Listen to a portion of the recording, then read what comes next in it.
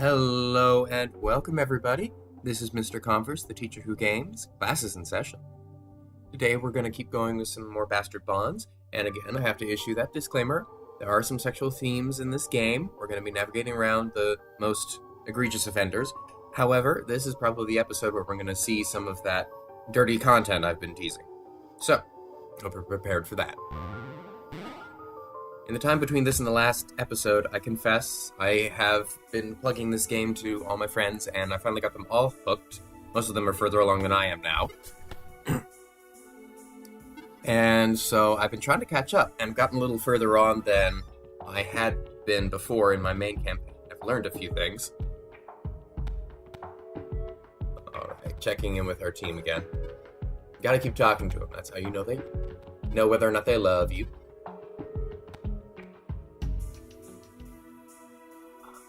Now, I decided, because originally, I was intending to make this more of a quick intro series of videos, 3 or 4, and we're more or less at the point where I was intending to wrap it up, but there's been quite a lot of interest in these videos, so I'm thinking I should really make a complete go of it.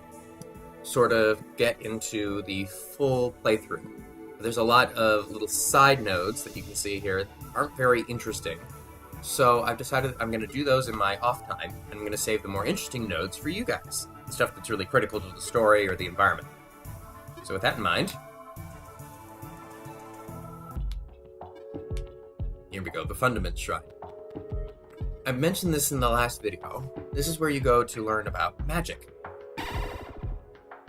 Nyx is the variant bane. It is chaos and impermanence, and it infuses the souls of hybrids and shapeshifters. Those aligned strongly with Max or Rex will take additional damage from Nyx. The Nyxic curse is Nexus. Those under Nexus will be torn apart more easily by magic, and they'll be unable to ward effectively. The Nyxic boon is Focus. The Focused will inflict more damage against enemies when casting spells. So these are the different veins of magic and what they do. And for those of you who are familiar with it, you'll probably see some parallels between this and the color wheel of Magic the Gathering. I'm not terribly familiar with it, but those friends of mine who are say it's very, very similar. Okay. Max is the Violent Bane. It is raw power and overwhelming indiscriminate destruction. It infuses the souls of demons and werebeasts. Those aligned strongly with Lux or Nyx will take additional damage from Max. Those afflicted by pain take more damage from attacks, and are resistant to all forms of healing. The enraged will stagger their foes with overwhelming force, mounting their enemy's risk and forcing the careless to fumble. So each color has a debuff and a buff it conveys. Like, Pox is the virulent bane. It is entropy and decay, and it infuses the souls of the unclean and the undying. Those aligned strong with Rex or Lux will take additional damage from Pox. Poison will slowly kill the afflicted, draining their life away drop by drop. Those cloaked are difficult to see and will often be able to avoid enemy attacks and magic. And I believe this is the white. Yes. It is Radiance and Judgment, and it infuses the souls of the innocent and the divine. Those aligned strong with Pox or Max will take additional damage from Lux. The dazed will find it difficult to focus and will often miss when they act in combat.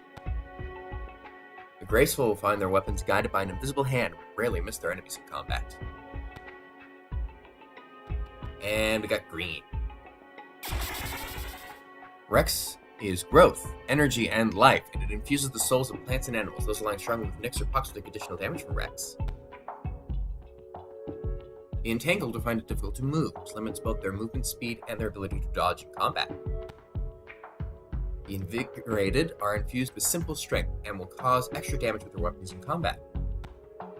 So it's fairly straightforward and fairly logical, but in between all of these different colors, you've got associations with different enemy types, and there's no tooltip that tells you. Like, for example, here in the Maxic Bane, raw power overwhelming and discrimination, use the souls of demons and werebeasts.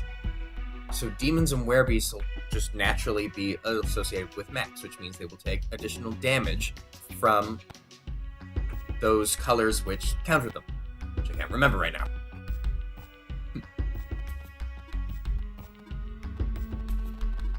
And the Nyxic Bane is for shapeshifters and so forth. So you just got to remember these, unfortunately. There's no highlight, and it'll tell you what they're weak against, what they're strong against. In the middle, we've got Arcus, the Null Vein, is the simplest form of impure magic and also the most flexible. If you learn to use Blast Magic, you will almost certainly begin by using Arcus. There are no creatures whose souls embody Arcus, so it is moderately effective against any opponent. Typically, colorless magic. At higher levels, the ability Imarcus can allow a blaster to heal allies at a great distance, and True the Power can learn Arximum, which allows the blaster to attack entire groups of foes all at once. That requires a lot of investment, believe it. There may be times, however, when you find that one of the 5 pure veins is more effective against a particular foe. There exist focusing items that can refine the mana of one's blast into a purer form, and this also allows access to curses and boons unique to the pure veins. Lastly, remember that Arcus exists in the space between the pure veins. Attempting to combine pure veins of magic will always result in Arcus.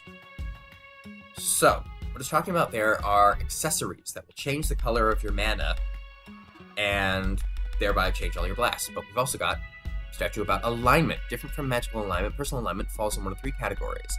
First place alignment matters is in determining your band's manpower. It is essential to keep manpower up if you expect to recruit more people, claim better strongholds, and retain many services. Bandmates all contribute manpower in slightly different ways, depending on their alignment. For most people, putting points into utility-based traits is the best way to improve manpower contributions. These traits also yield many useful skills, including improvements to hit points, carrying capacity, and visibility. Chaotic people, on the other hand, don't much care to be made into workhorses. They will contribute to manpower whether they have utilitarian skills or not, and they will each do so in their own way and not always in the same way. Note that chaotic people will never reduce their manpower contributions in this way, however, so don't worry about their whims will leave you short-handed in a pinch. The second way alignment comes into play is in determining camaraderie. Any combatant who has a bandmate of the same alignment in the party will be more likely to succeed when risk is high.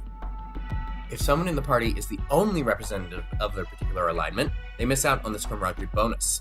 So you see down here, both Bagans and Moria have the symbol for chaotic, which means that they get a higher chance to succeed when they take a risky action. Bato, on the other hand, being lawful by himself, doesn't get that bonus. Now we also have tapping a vein.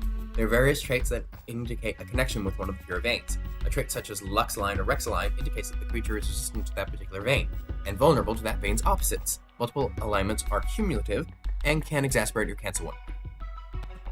A trait such as Pox Mana or Nyx Mana. Okay. This is all really technical and specific stuff about how different magical traits work. You see here in the spellbook, this guy, Bagans, has Frugal. That's his natural, I guess you call it passive. But there are certain creatures that will have passives that are specific to magic. That's what it's talking about.